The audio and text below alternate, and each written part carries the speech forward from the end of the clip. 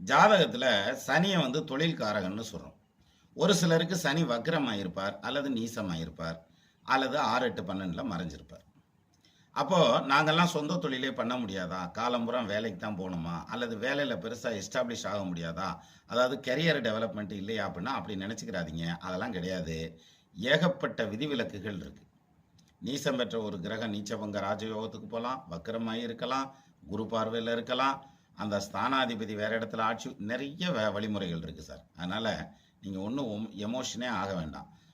சனி வக்கரமானவர்கள், சனி நீசமானவர்கள், சனி 6, 8, 12ல போய் மறைஞ்ச எத்தனையோ பேர் தொழிலையும் வாழ்க்கையிலையும் மிகப்பெரிய சக்சஸை பார்த்துருக்காங்க.